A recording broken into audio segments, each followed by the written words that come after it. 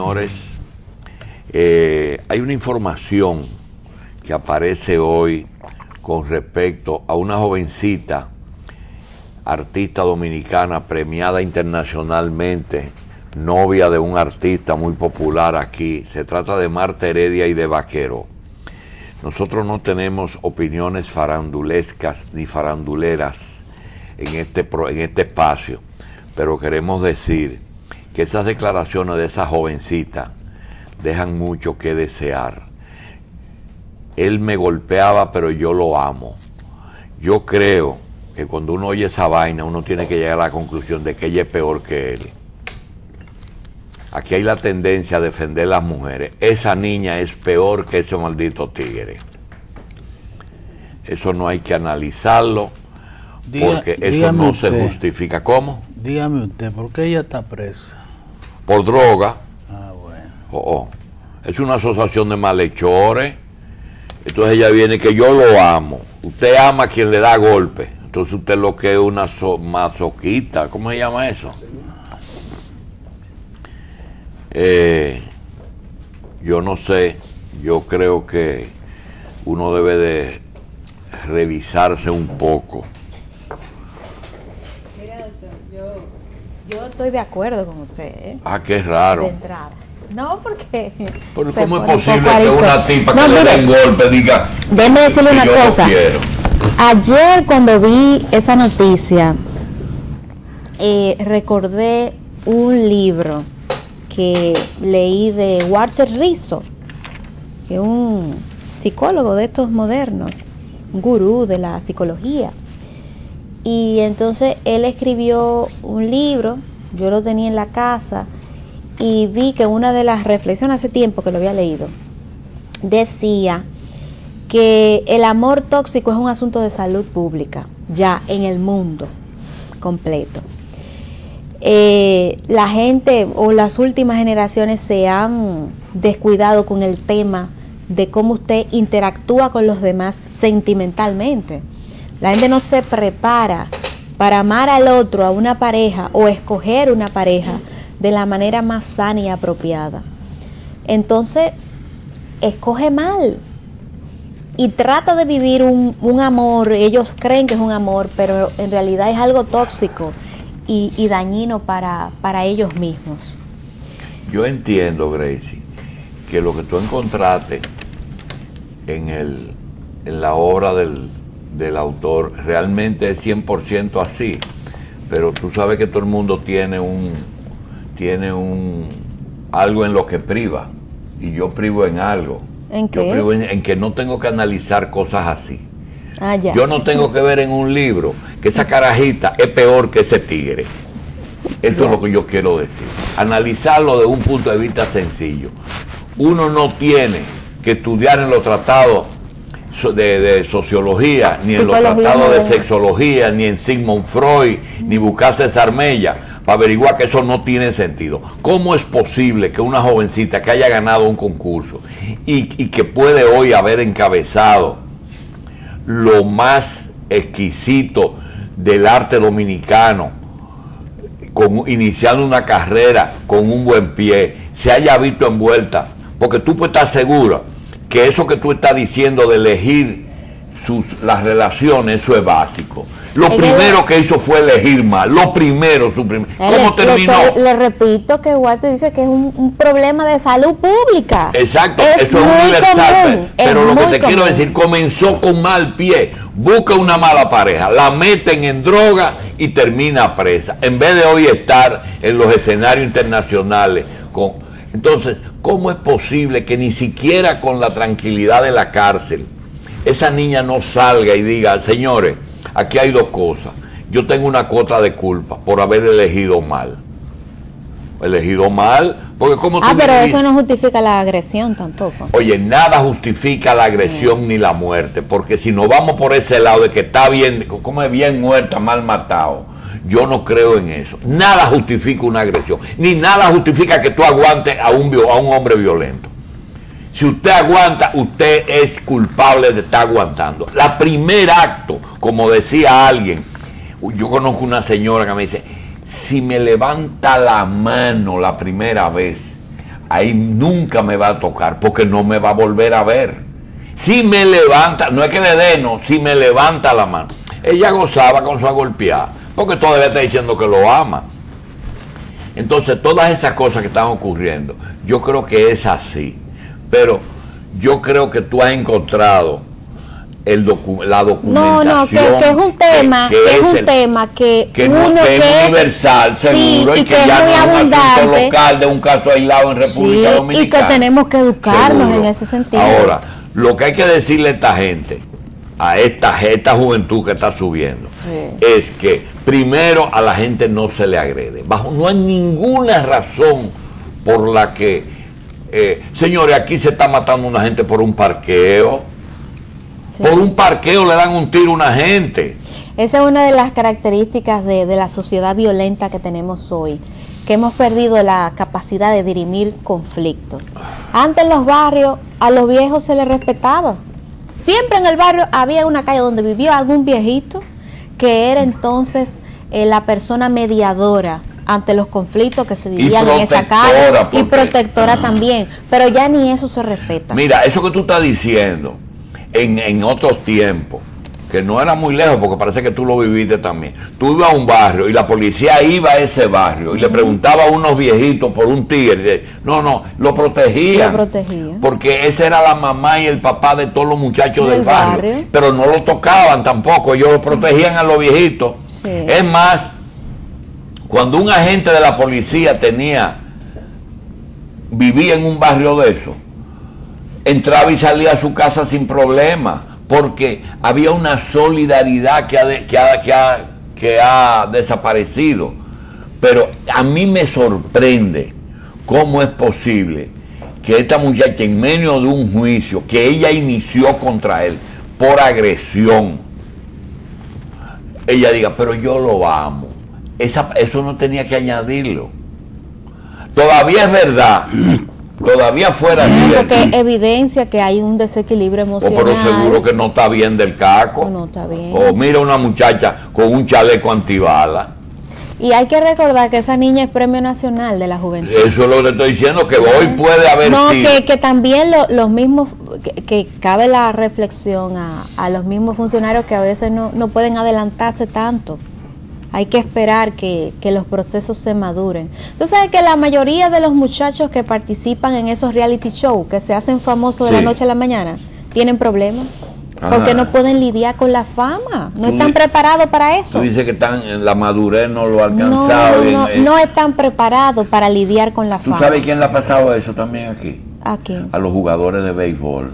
Exactamente. No estaban preparados para ganar tanto dinero. Ellos estaban físicamente listos, pero mentalmente no estaban. Entonces, tienen una confusión que cuando vienen aquí, pues quieren llevar el mundo por delante. Tú coges el historial de todo y terminan todos igual.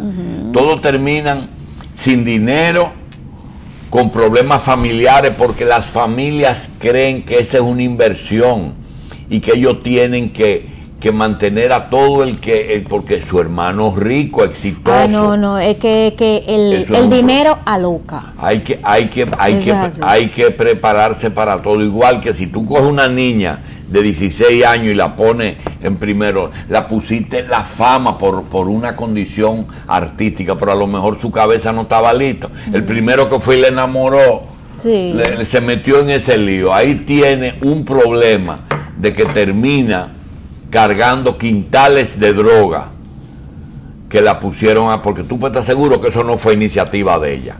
Tú puedes estar seguro que eso no fue iniciativa de ella. Contigo no te van a registrar porque tú eres una figura nacional. Ahí tienen el problema. Tienen el problema. Y ya su carrera está, ya esa niña.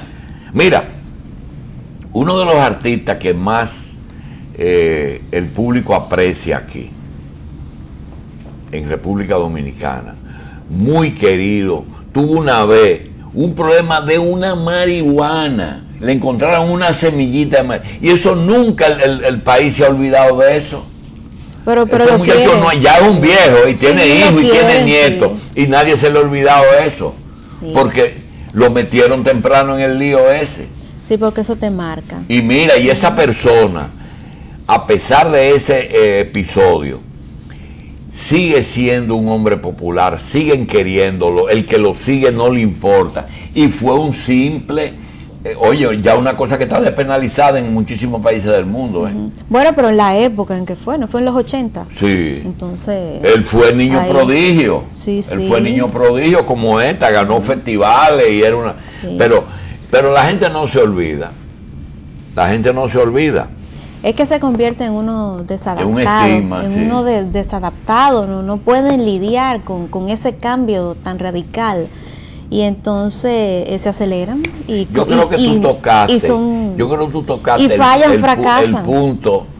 El punto nodal del asunto. Las personas tienen que prepararse para el éxito a destiempo. Claro. Y hay que prepararlos para el éxito a destiempo. Tú no te explicas a veces cosas que tú ves en la prensa, sobre todo en la prensa roja de americana, de las cosas que hacen grandes actores y actrices, y tú dices, pero ¿cómo es posible? Porque el arte, óigame, esa gente que ustedes ven en películas no son gente, no son extras que agarran por la mano y lo meten en una película. Esa gente estudia arte y cine en academias por año. Hay un jovencito ahí, que ya no es tan joven, que hace 2.5 Men, 2 hombres y medio. Sí, sí. Óyeme, ese hombre tiene un historial privado. Charlie. Eso es un desastre como persona. Oye, vive muy metido buen en lío. actor, pero qué persona tan depravada.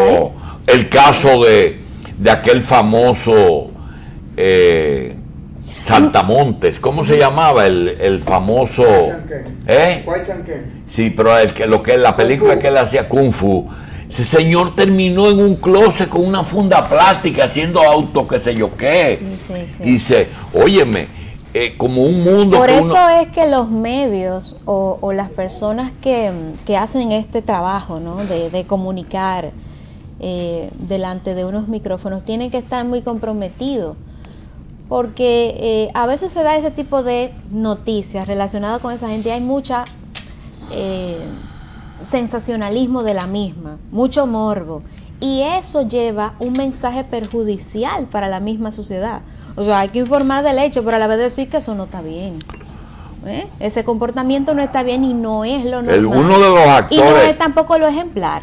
Uno de los actores más carismáticos, o de los artistas más carismáticos del siglo pasado, terminó en una condición, el caso de Michael Jackson, sí. y los escándalos que dio antes de morir.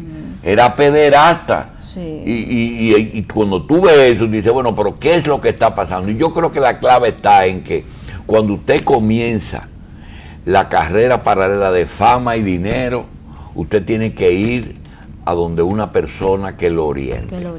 Tiene que conseguir orientación, porque las personas no están preparadas para 2 dimensiones tan diferentes. De coger un hombre. Y sobre todo de que si usted no tuvo una educación en valores en su casa. O sea, mire, doctor Jacín, fíjese este caso. El ministro de Educación toma una medida que no es pedagógica. El hecho de decir, miren, los estudiantes después de Semana Santa es que van a tomar los exámenes. O sea, un estudiante después de un periodo de vacaciones someterse a un examen es antipedagógico, de acuerdo a los expertos. ¿Pero por qué él toma esa medida? Pues los papás nos mandan a los muchachos después de un periodo de vacaciones para que cumplan, oigan eso, con el horario académico. Antes, estoy hablando de unos 15 años atrás, llueve, trueno, vente, se tenía que ir a las escuelas. Ahora no, ahora los padres se dejan manipular de ese niño que dijo que tenía sueño y no quería levantarse. Miren cómo los papeles se van cambiando. Pero sin embargo, eso es lo que fomenta todos estos montricos que tenemos de adolescentes. Porque es desde pequeño. Si usted no le inculca la responsabilidad de eso, de que usted tiene que cumplir con su horario en el colegio, entonces de grande son estos montricos que tenemos. Pero yo te voy a decir una cosa. Nosotros tenemos respuesta para todo.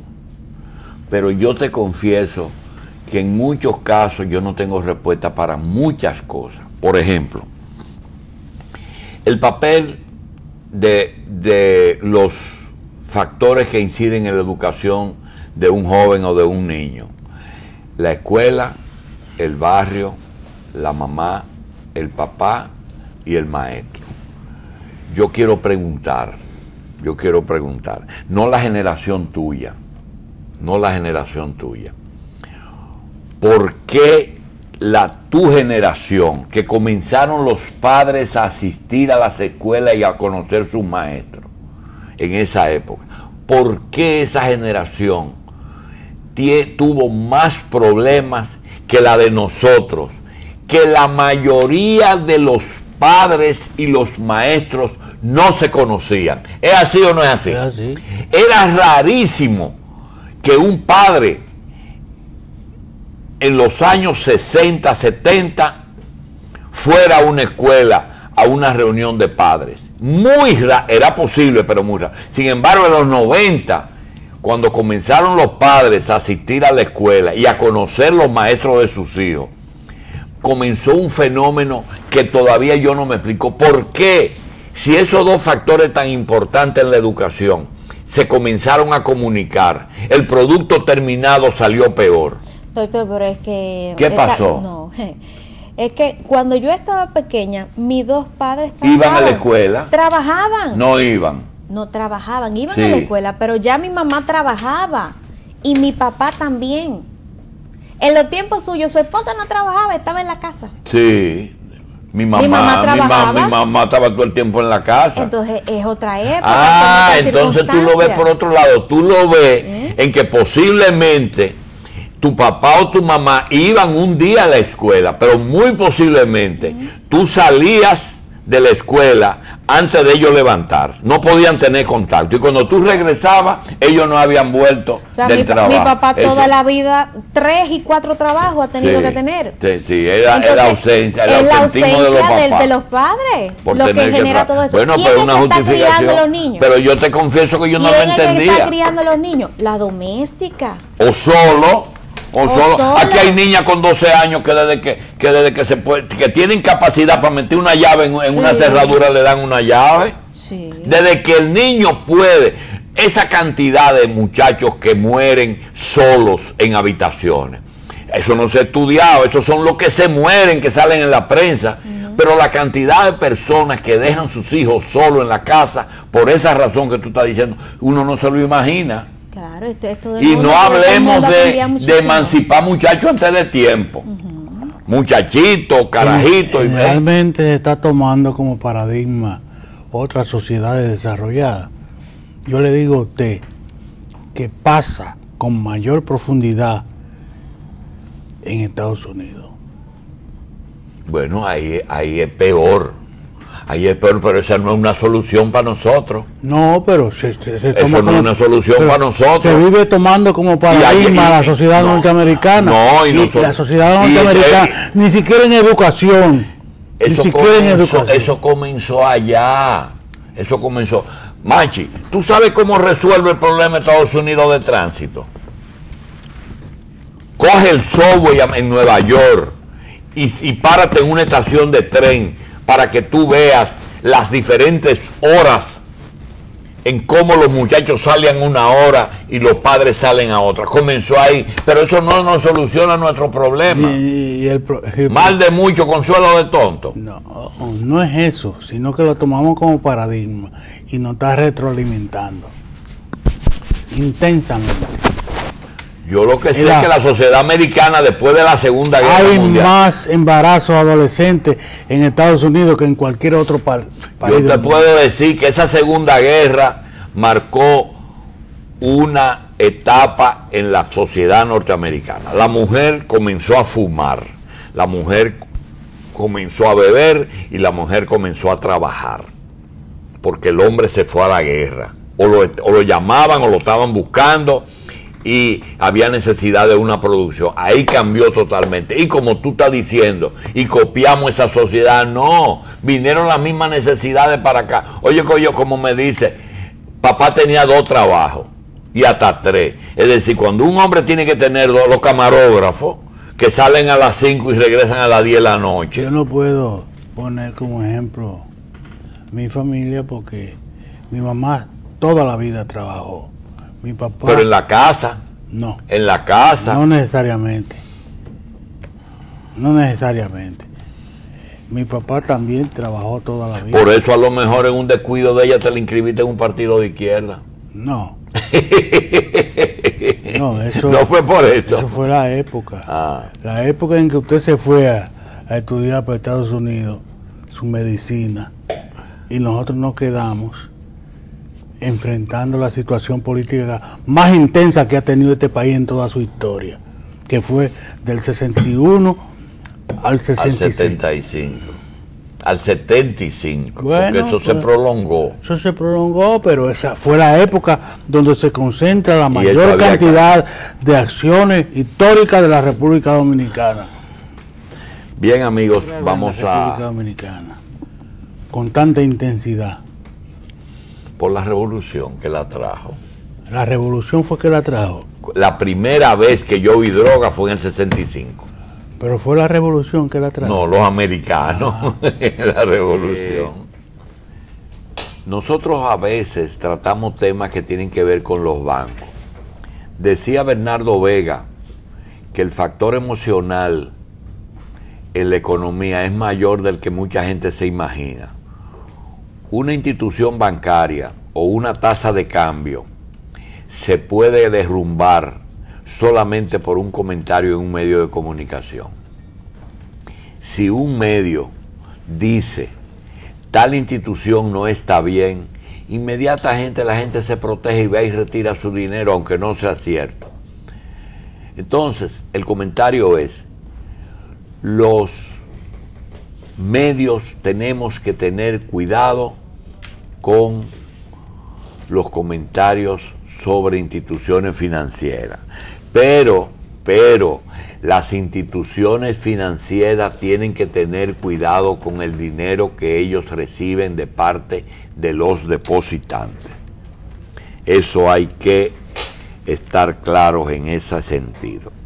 Señores, ayer hubo unos decretos y vamos a hablar de ello.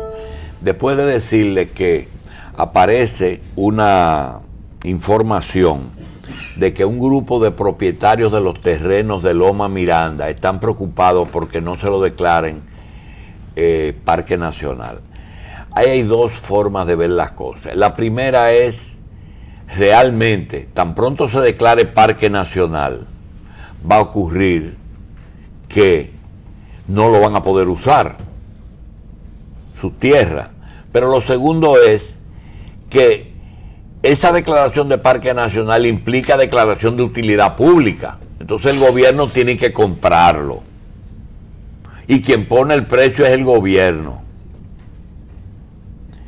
Pero también puede ocurrir que esos propietarios estaban soñando con que Falcon Bridge explotara Loma Miranda y les comprara sus tierras porque tienen un contenido de ferroníquel que ellos iban a ceder, porque la concesión es de Falcon Bridge. La única empresa que puede explotar el mineral es Falcon Bridge, pero la tierra tiene propietarios, entonces tenían que comprarlo. Ahí lo que se está hablando de intereses, para que no nos confundamos, los dueños de las tierras no tienen que ver con problemas de medio ambiente, tienen que ver con problemas de interés de su tierra. ¿Quién se la va a pagar?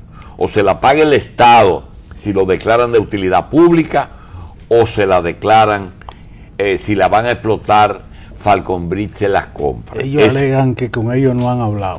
No han hablado porque están hablando todo el mundo menos con el dueño, ¿verdad? Ese es el tema. Hay una persona que hablábamos hace un rato, Gracie, sobre el éxito económico. Señores, uno de los, quizá el beisbolista más destacado que ha tenido República Dominicana en todos sus tiempos, se trata de un bateador que es Sammy Sosa. Yo creo que nosotros tenemos muchos jugadores de béisbol que han sobresalido, pero lanzadores, Marichal, Pedro Martínez, y en el caso de bateadores, pues está Sammy Sosa y está Manny Ramírez. En el caso de Sammy Sosa, fue de los primeros jugadores que comenzaron a ganar mucho dinero. Tuvo un final infeliz. Tuvo un final que todavía hoy Sammy Sosa no se ha retirado oficialmente. Pero el cuento es que cuando él sumó la cantidad de dinero que ganó en dólares, sumó muchos millones de dólares y fue de los pocos jugadores que trajo su dinero aquí y lo cambió y lo puso en bancos dominicanos.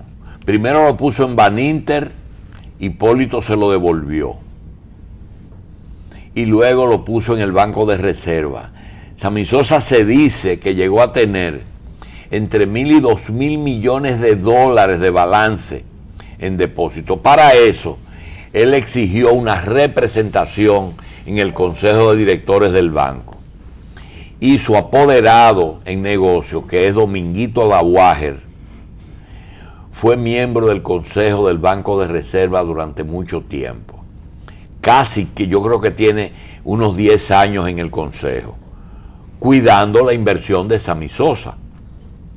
En el día de ayer se emitió un decreto en el que se nombraba a Domingo miembro del Consejo de Edesur, una de las empresas, la empresa más importante de distribución, de comercialización de energía aquí, que es del Estado. En su lugar se nombró un hijo de Radamés Segura, conocido como Segura Quiñones, un jovencito del PLD, hijo de Radamés, que fue nombrado en el Consejo de Directores del Banco de Reserva en lugar de Domingo Dawager. Yo me pregunto, ¿Dominguito va a aceptar salir del Banco de Reserva donde Sammy Sosa tiene un depósito, o va a correr el riesgo de que Sammy, si no tiene representación, le ordene retirar su dinero del Banco de Reserva? Nosotros no sabemos cuál será el desenlace, pero sí sabemos que Ramírez Paniagua, el administrador de ahora del Banco de Reserva, ese sabe lo que tiene que hacer. Lo que yo no sé, ¿qué tiene de común el Consejo de Administración del Banco de Reserva con el Consejo de Administración de Edesur? O pues yo te lo digo. No tengo. ¿No tiene una idea? No, para nada. El Consejo de Administración de Edesur no sirve para nada. Y el Consejo de Administración del Banco de Reserva aprueba todos los préstamos de más de 20 millones de pesos. Y hay que oír a todo el mundo. Y Dominguito Dawager va para Edesur y él estaba. Inclusive estuvo ahí cuando se prestó los cuartos de Atiemar, que todavía este país no sabe quién recomendó al banco prestarle a un español, ni quién recomendó a ese español para que sea coronel de la policía. Aquí hay mucho misterio. Señores, estamos en el día 617 del gobierno de Danilo Medina. En el día de ayer, doña Margarita, en el día de anteayer, el presidente Fernández hizo su primera visita al Palacio en 615 días. Contestó todo, pero dijo que hay que esperar para ver dónde soplan los vientos.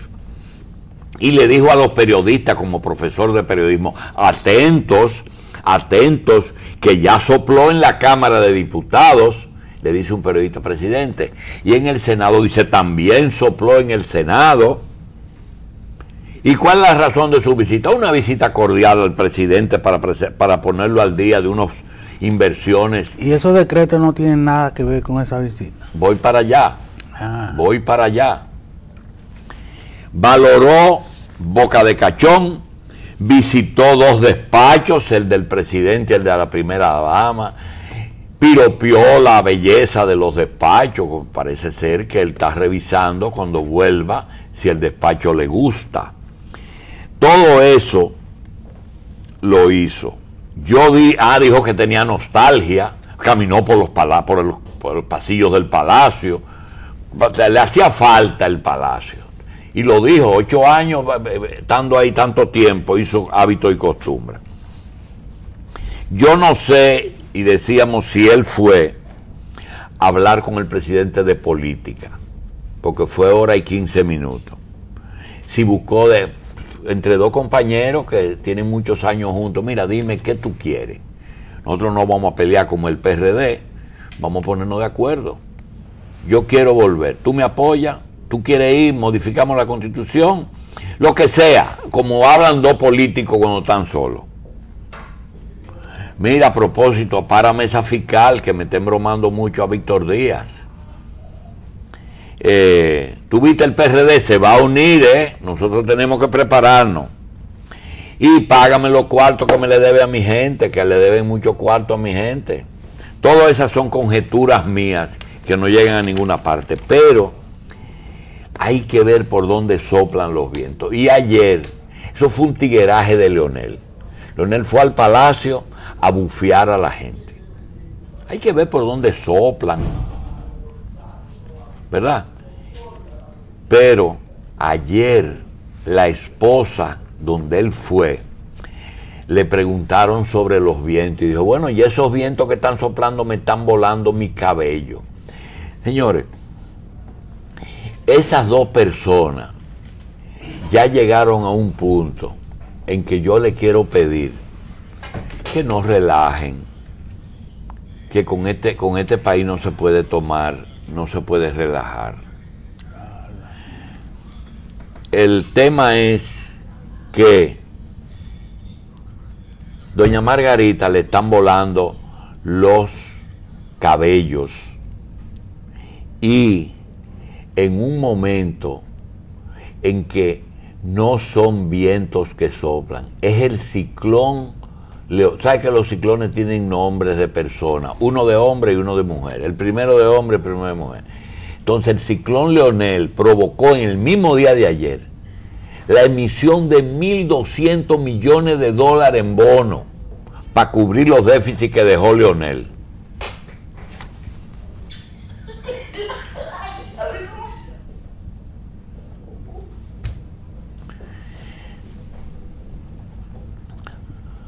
Doña Margarita es la tormenta tropical. Yo creo que ese tigueraje en Palacio está bueno. Yo creo que no se puede estar bufeando a la gente desde el poder. Mientras el gobierno tiene que estar haciendo compromisos de esa índole, estos dos están relajando con su campaña política. Eso es lo que yo creo. Los cambios, yo los veo de una forma diferente. Todo el mundo sabe que Danilo llegó al poder con un equipo propio, que conoce la partitura de Leonel, de Danilo. Él es el que está manejando su equipo y sus políticas. Llevó la gente desde un principio que estaban conscientes. Señores, ese equipo no era del agrado ni del gobierno anterior ni del Partido de la Liberación Dominicana. Todo el mundo sabe que Luis Ramón Rodríguez, Montalvo, José Ramón Peralta, Gonzalo Castillo, Guarocuya Félix, Fernando Fernández, Rubén Bichara no son santos de la devoción del PLD. La sustitución de Luis Ramón es el primero de ellos que cae, aunque haya sido sustituido por otro del equipo de Danilo, que es Ángel, el administrador del Banco Agrícola, y que al Banco Agrícola fue un hombre que es 100% del PLD y que conoce. Los dos nombramientos han sido muy buenos, Ángel estaba en el Banco de Agrícola y fue nombrado ministro de Agricultura. Y Carlito Segura, que dirigió parte de la convención del partido o es miembro de la comisión. lo nombraron en el Banco Agrícola, que ya fue administrador general del Banco Agrícola. Entonces, están bien los nombramientos. Ahora, la significación que tiene. ¿Por qué Luis Ramón va a donde Montalvo y le dice, dile al presidente que yo quiero que él me sustituya? ¿Qué pasó? Sencillo. Lo que pasó fue que no lo eligieron miembro del Comité Central, no le dieron apoyo para la senaduría de Valverde y tenía demasiado problema del principio con ganadería, con Conaleche, con el mercado de Santo Domingo. No recibió el apoyo. Hay personas que le queda grande el cargo y hay personas que son más grandes que el cargo. Yo quiero decir hoy que ese ministro que se fue hoy de Agricultura era muy superior al cargo. Hacía mucho tiempo que aquí no había un ministro del nivel académico, pero parece ser que aquí lo importante es el nivel político, no académico, ni técnico.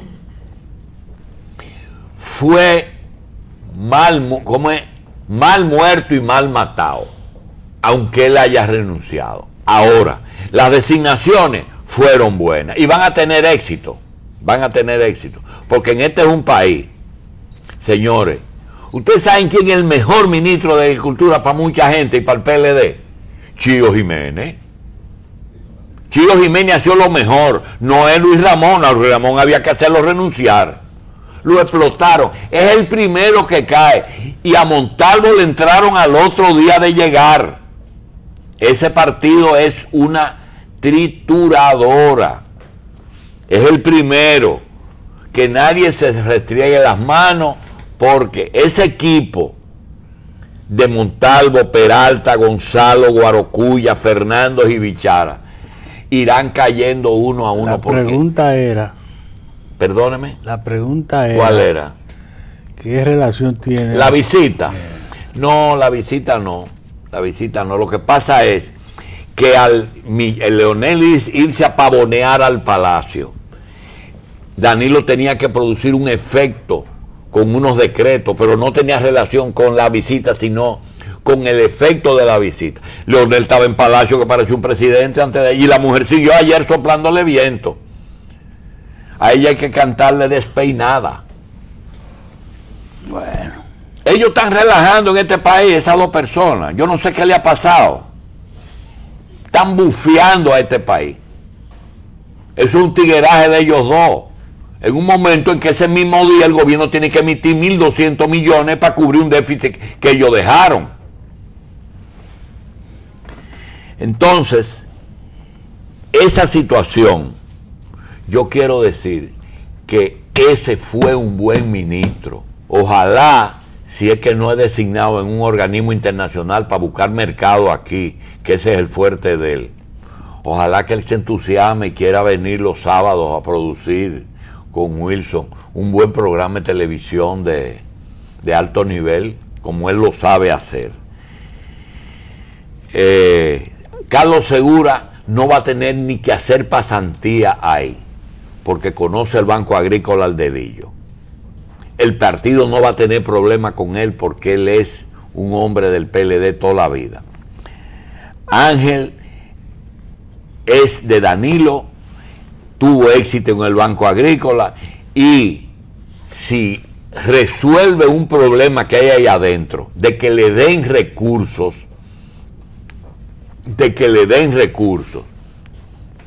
entonces él va a tener éxito. Pero si es buscar tierra seca de lo mojado, le va a dar trabajo.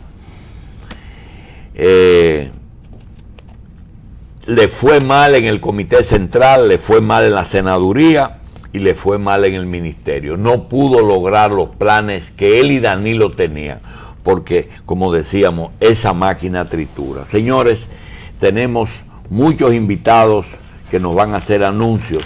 Vamos a hacer una pequeña pausa y venimos de inmediato.